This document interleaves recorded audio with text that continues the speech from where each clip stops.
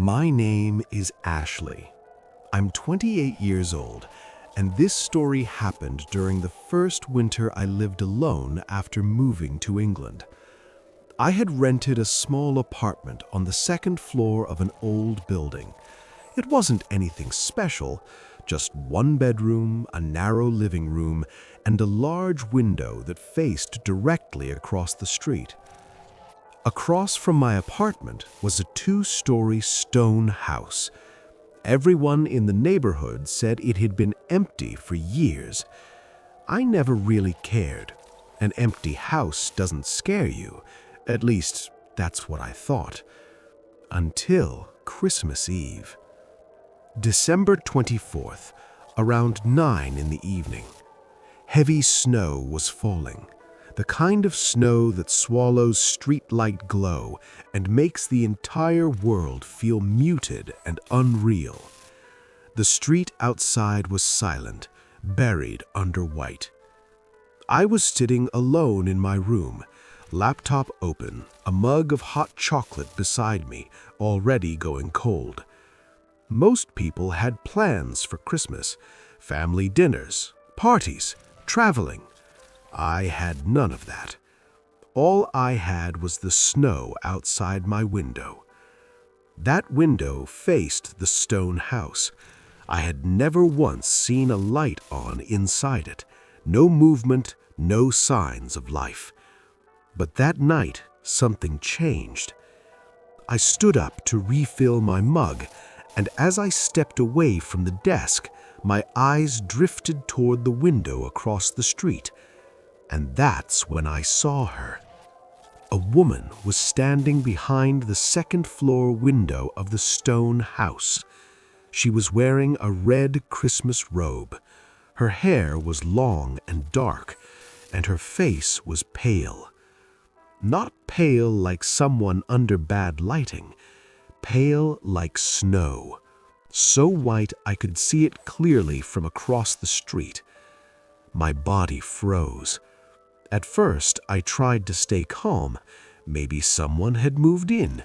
Maybe it was a guest. Maybe I was overreacting.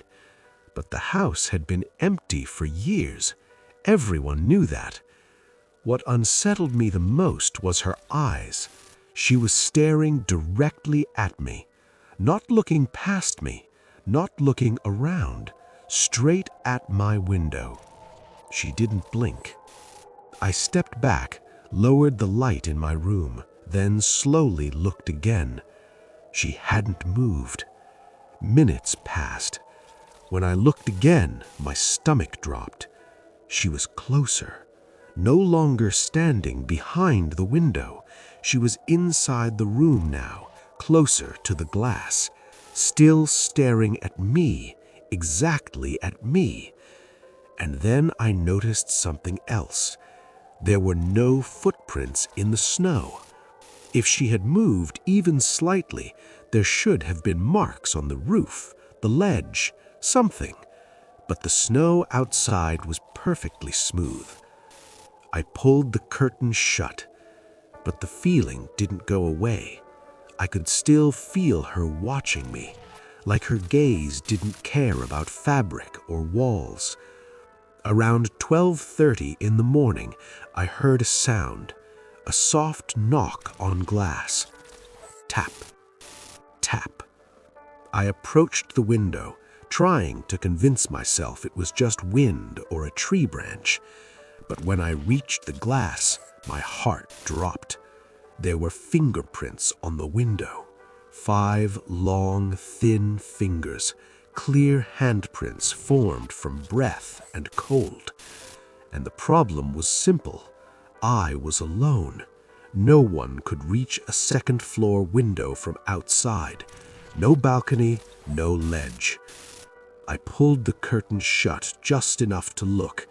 The woman was gone, only darkness outside. But something new was there. A red Christmas ribbon was tied to the window handle, swaying gently, even though there was no wind.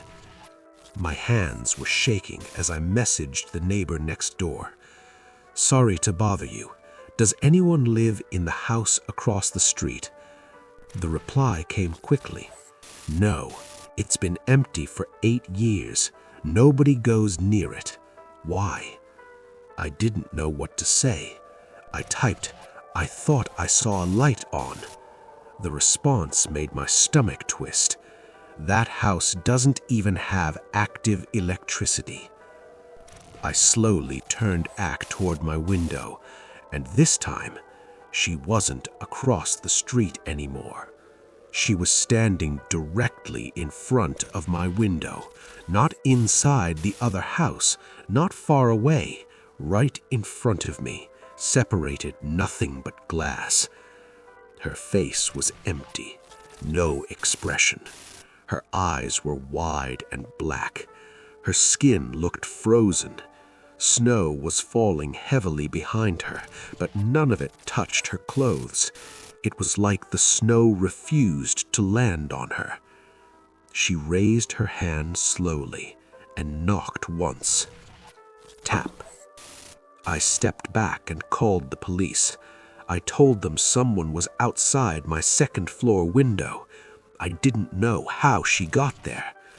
They arrived about 10 minutes later, but when I showed them the window, there was no one. No footprints, no marks, nothing.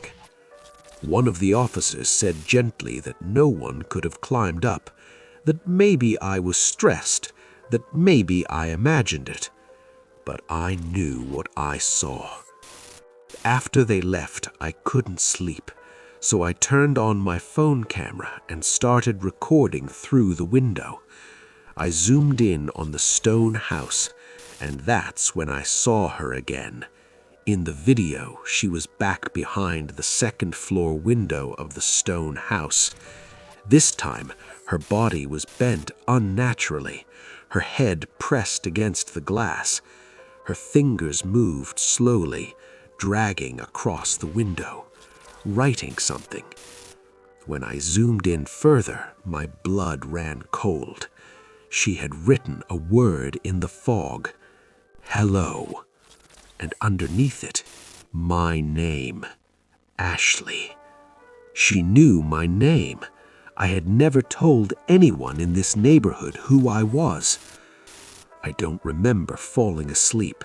I think I'd passed out from fear. When I woke, it was morning. The snow had stopped. I approached the window carefully. The house across the street was completely abandoned. Broken windows, blackened walls, torn curtains, unlivable. But on my window, there was a handprint, a frozen handprint, so deep it had cracked the glass. I moved out 2 days later. I never went back, and I still don't look out my window on Christmas Eve.